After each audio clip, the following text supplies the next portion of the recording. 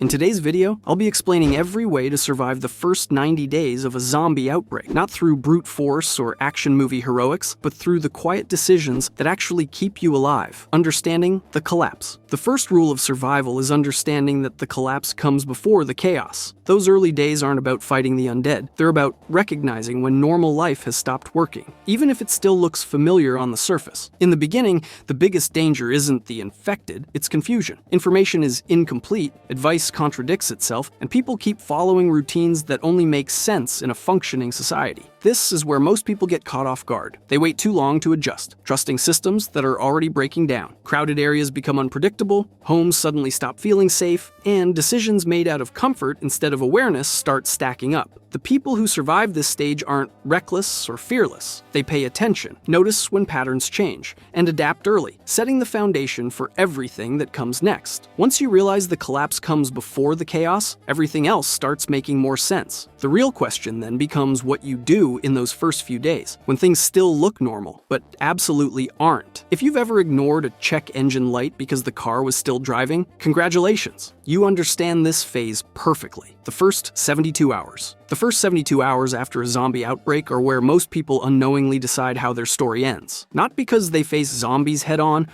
but because they keep behaving like the rules of normal life still apply. This phase is especially dangerous because everything looks familiar enough to feel safe, even though it very clearly isn't. At this point, cars are still moving. Phones are still working and official statements are still being made. Some stores might even open briefly, which gives people a false sense of control. They assume that if infrastructure exists, then order exists too. In reality, these systems are already under extreme stress. They just haven't failed loudly yet. Most people react the same way here. They feel an overwhelming need to do something, anything, just to regain a sense of control. That usually means leaving safe spaces to rush grocery stores, gas stations, or pharmacies alongside hundreds of other panicked people. Crowds form fast, tensions spike, and decisions get worse by the minute. If you've ever seen people lose their minds over a minor shortage, imagine that energy multiplied by fear and uncertainty. Yeah, fantastic plan. Truly no way that turns into chaos immediately. The smarter option during these early days is often staying exactly where you are, assuming your location meets basic safety requirements. Limited entry points matter. Strong barriers matter. Being unnoticed matters even more. Right now,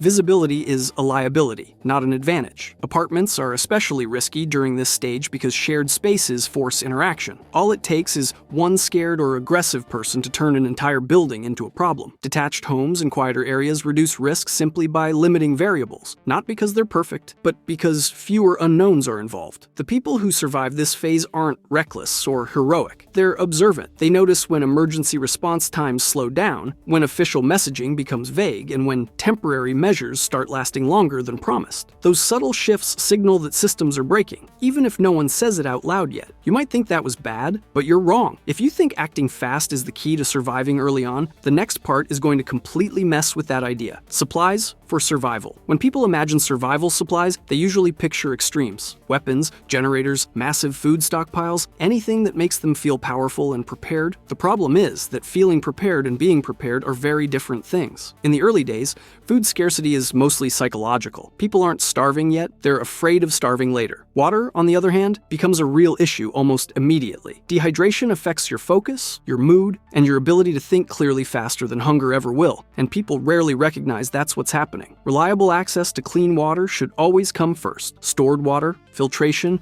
or knowing exactly where safe refills are located matters far more than hoarding food you may not even want to eat under stress. After water, calories matter, but they should be simple, familiar, and easy to consume. This is not the moment to experiment with elaborate survival meals or convince yourself you'll suddenly enjoy eating whatever questionable thing you found online. Stress kills appetite quickly, and when people stop eating properly, their judgment suffers. That's why boring food works best. It keeps your body functional without demanding attention you don't have. Medical supplies are another area people underestimate. Without access to healthcare, minor injuries escalate fast. Small cuts get infected. Pain lingers longer. Fevers become serious problems. And none of that is solved by having a weapon if you're too injured to move properly. Weapons have their place, but early survival is far more about avoiding conflict than winning it. The goal is reducing exposure and risk, not proving you're dangerous. And yeah, carrying 10 weapons while ignoring basic basic first aid is definitely a bold strategy. Everyone plans for fighting zombies. Almost no one plans for getting hurt and having no help. Nothing says prepared like bleeding out next to a duffel bag full of gear you never learned how to use. How not to be targeted. Movement during the early weeks should always have a reason. Wandering around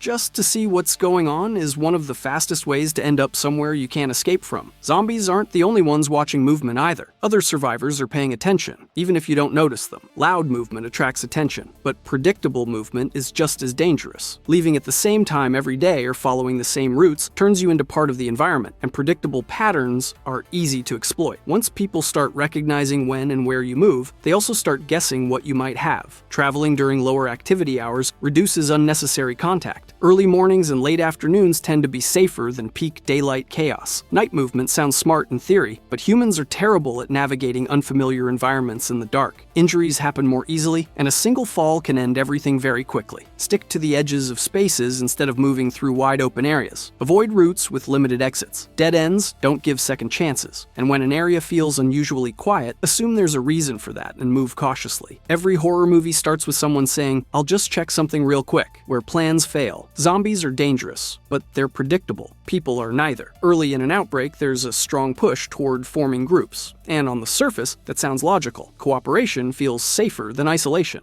The problem is scale. Large groups collapse quickly. Resources turn into arguments. Leadership becomes contested. Small disagreements escalate because stress amplifies everything. People start protecting their status instead of prioritizing survival. And that shift causes more damage than any external threat. Smaller groups tend to function better. 2 to 5 people allows responsibilities to be shared without creating power struggles. Trust should be built slowly and based on behavior, not promises. Someone being friendly doesn't mean they'll act rationally when resources get scarce or plans fail. Eventually, cooperation becomes necessary for long-term survival, but timing matters. Grouping up too early often introduces more risk than protection, especially when people barely know each other. And yeah, betting your life on a stranger who seems chill has historically worked out great for humans. Most people imagine zombie survival as a physical challenge. In reality, managing human behavior under pressure is the hardest part. If vibes were a survival skill, we'd still be extinct. Weeks, A24. By weeks 2 to 4, most survivors fall into a dangerous mental trap. They start thinking they've figured things out. The panic fades slightly, routines form,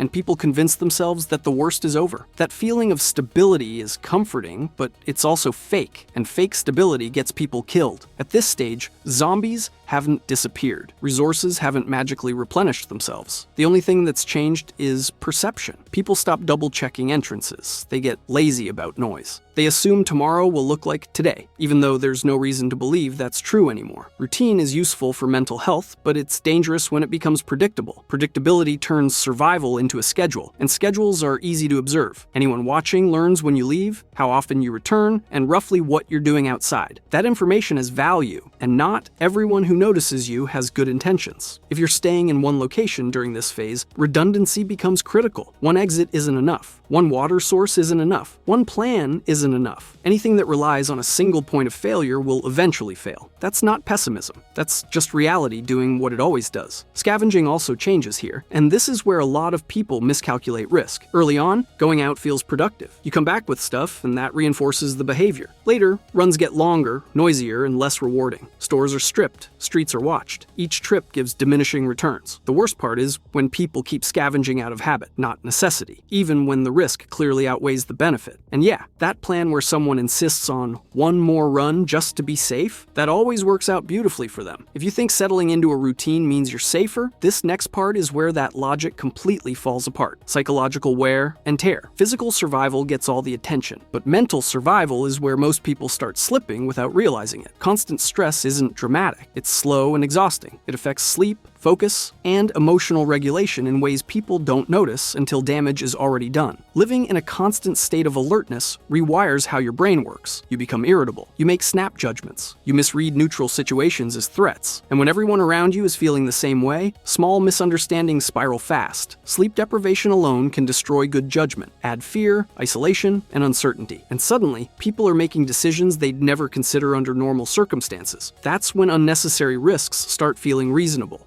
Structure becomes essential during this phase, even if it's basic. Wake up at the same time, divide tasks, rotate responsibilities. Not because it increases efficiency, but because it gives your brain something stable to hold on to. Without structure, days blur together. Motivation drops and mental fatigue accelerates. Boredom is another underrated threat. When days feel empty, curiosity kicks in, and curiosity pushes people to explore places they shouldn't. That's usually followed by someone saying, "It'll only take a minute." And yeah, famous last words. The real damage happens when people stop caring enough to be cautious. Indifference kills faster than fear. And honestly, watching people self-sabotage because they were just bored is painful, but also incredibly predictable. Humans really hate being alone with their thoughts. If you think mental strain is manageable without consequences, the next phase proves just how wrong that assumption is. Adaptation or elimination. Anyone still alive by weeks 5 to 8 has either adapted or is barely hanging on. This is where survival shifts from reacting to problems toward managing long-term exposure. Mistakes don't disappear, but tolerance for repeated mistakes does. Mobility starts mattering more again. Staying in one place too long increases the odds of being noticed, especially if you've been active in the area. Movement during this phase is less frequent, but more intentional. Every trip has a goal, and if that goal doesn't justify the risk, the trip doesn't happen. Gear choices get more practical here. Loud clothing, unnecessary weight, or items carried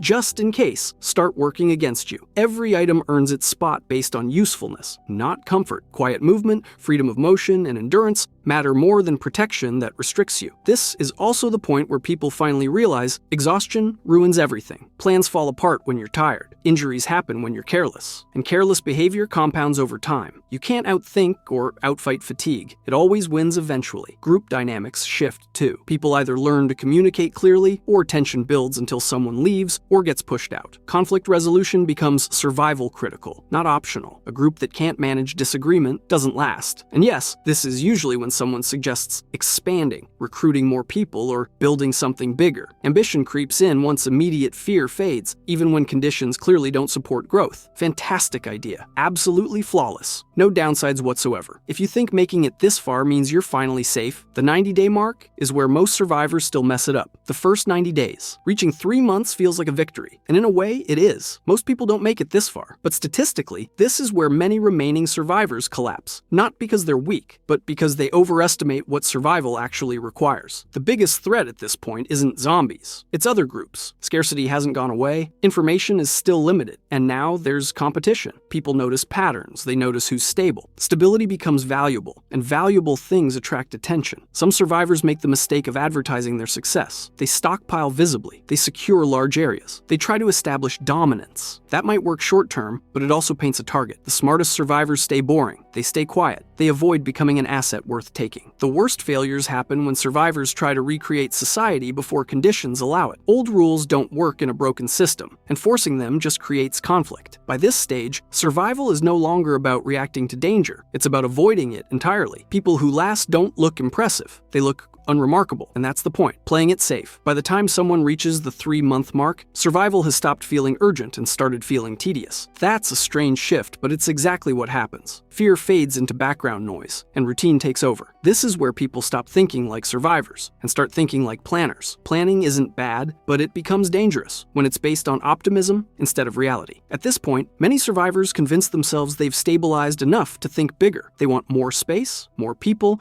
and more resources. They mistake endurance for security. This is the phase where overconfidence sets in. People who've avoided major problems start believing they're immune to them. They cut corners. They push boundaries. They assume that because something hasn't gone wrong yet, it won't. That assumption has ended more survival stories than zombies ever did. The real issue isn't confidence itself, it's when confidence replaces caution. Successful long-term survival still depends on the same boring principles that worked early on. Avoid attention, limit exposure, stay adaptable. Nothing about the world suddenly becomes safe just because you've lasted longer than average. And yeah, deciding you're established because nothing terrible happened last week is an impressively optimistic way to misread reality. If you think stability means you can finally relax, this next section explains why relaxing is exactly what gets people killed. Groups fall apart. If someone has made it this far, chances are they're not alone anymore. Groups tend to form naturally over time, whether out of necessity or familiarity. And while cooperation increases survival odds in theory, it also introduces new problems that people rarely plan for. After 90 days, Stress hasn't disappeared, it's just changed shape. Instead of panic, there's frustration. Instead of fear, there's resentment. People get tired of each other. Small habits become irritating. Minor disagreements feel personal. This is where leadership becomes a real issue. Early on, leadership is practical. Who can do what? Who has what skill? Later, leadership turns into authority, and authority turns into control. Some people push for rules, others push back. Conflict grows quietly before it becomes obvious. Resource distribution causes even more tension. When scarcity is constant, fairness becomes subjective. Someone always feels like they're contributing more than they're getting back. And once that feeling sets in, cooperation erodes fast. Most groups don't break because of external threats. They break because no one learned how to communicate under pressure. And yeah, passive-aggressive survival politics was definitely not what anyone signed up for, but here we are. If you think the zombies are still the biggest problem by now, the next part flips that idea completely. Competition over chaos. By the time society has been gone for months, chaos stabilizes into something worse. Competition. Survivors are no longer reacting to collapse. They're reacting to each other. Information spreads, territories form, patterns become visible. People notice who's stable, who has food, who seems organized. Stability becomes a resource in itself, and resources attract attention. This is why the smartest survivors avoid looking successful. Groups that advertise their security draw interest, and not all of that interest is friendly. Attempts to dominate areas or collect people under one banner almost always lead to conflict. Power struggles don't disappear just because civilization does. Staying boring becomes a survival strategy. Limited visibility, minimal interaction, no unnecessary expansion. The goal isn't control, it's continuity. The people who last don't win conflicts, they avoid them entirely. And yes, pretending you're running a post-apocalyptic startup is a wild choice, but confidence is a hell of a drug. If you think survival is about rebuilding the old world, this final principle explains why that mindset fails. Getting noticed. In the early stages of an outbreak, most people obsess over weapons and defenses, but completely ignore the things that actually get them spotted. Noise, light, and visibility don't just attract zombies, they attract people, and people who notice you are almost always worse than the undead. Noise is the fastest way to announce your location without realizing it. Gunshots, engines, breaking glass, raised voices, even repetitive mechanical sounds stand out in an otherwise quiet environment. What's dangerous isn't just loud noise, it's consistent noise. Patterns form. Anyone listening learns where you are, how often you move, and roughly what you're doing. People underestimate how far sound carries when cities go quiet. Without traffic, construction, and background hum, even small noises travel. A generator running at night doesn't just provide power. It broadcasts your presence to anyone within range who understands what that sound means. Light works the same way. At night, light doesn't just illuminate your surroundings, it exposes you. A single window glowing in an otherwise dark area acts like a beacon. Firelight flickers. Flashlights cut through darkness in straight lines. Screens reflect on faces. Every source of light creates contrast, and contrast draws attention. The mistake people make is thinking light is harmless if they can't see anyone watching them. But visibility isn't mutual. You don't need to see someone for them to see you. Darkness protects observers, not occupants. During the day, visibility changes, but the danger remains. Movement in open spaces draws the eye instinctively. Humans are wired to notice motion. Crossing streets, walking along skylines, or standing upright against clear backgrounds makes you visible from much farther away than you'd expect. This is why survivors who last longer move differently. They stick to shadows. They break silhouettes. They pause instead of walking continuously. They avoid creating recognizable shapes that stand out against the environment. Visibility is reduced not through speed, but through blending. The people who ignore this tend to assume danger only exists when contact happens. They don't consider how often they're being observed beforehand. By the time someone realizes they've been noticed, the situation is usually already tilted against them. And yeah, somehow people still believe that using a flashlight at night while standing in front of a window is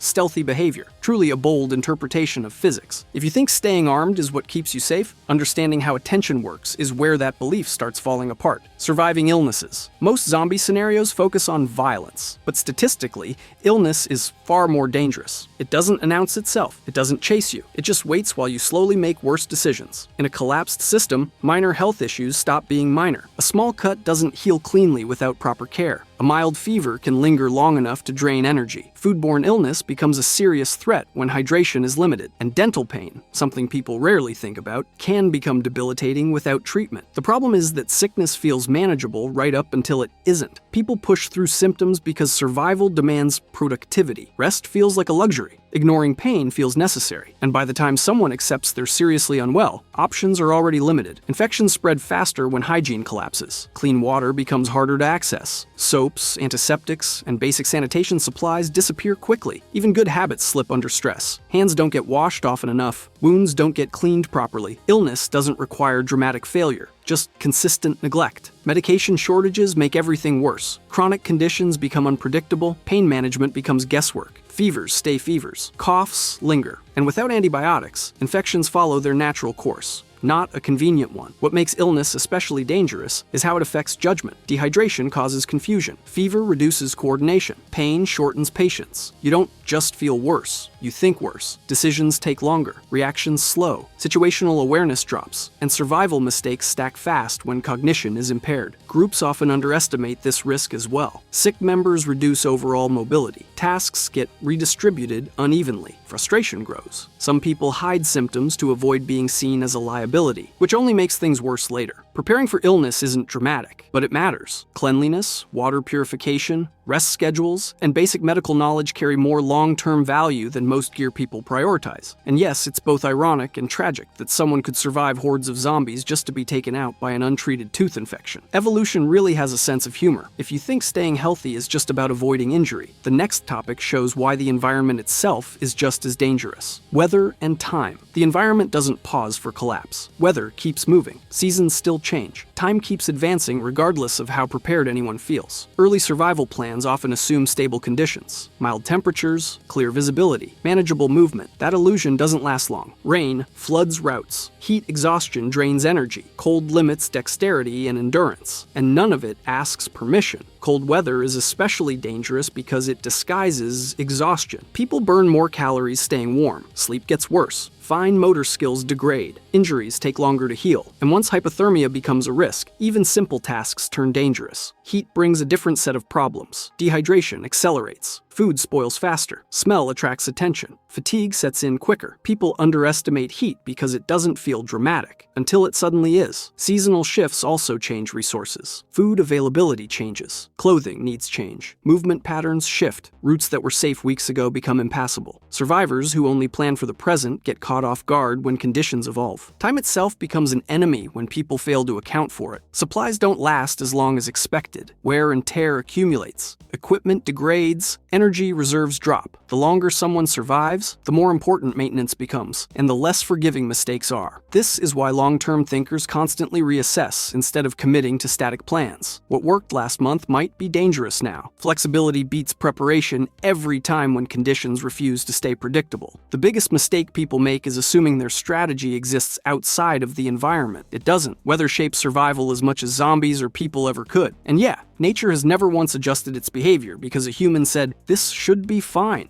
If you think surviving 90 days means you've mastered the world you're in, the next section reminds you why time always has the final say: letting go. Here's the part most people don't like hearing. You might think that was bad, but you're wrong. Survival isn't about recreating what existed before. It's about accepting what exists now. People who fail long-term aren't weak or unskilled. They're attached to expectations that no longer make sense. They keep waiting for systems to return, for rules to matter, for life to become recognizable again. That attachment clouds judgment and delays adaptation. In a broken world, delayed adaptation is fatal. The people who survive are the ones who let go early. They stop expecting comfort. They stop assuming fairness. They adjust their behavior, their priorities, and their relationships without nostalgia getting in the way. This doesn't mean becoming cruel or reckless. It means becoming realistic. Survival favors people who can accept discomfort without turning it into desperation. Letting go isn't pessimistic. It's practical. Survival isn't dramatic. It's repetitive. It's cautious. It often looks unimpressive from the outside. The people who last don't look like heroes, and they don't want to. They want to be alive. And after 90 days, that's the only goal that still matters. If you enjoyed this video and want to see more, click the video on screen now.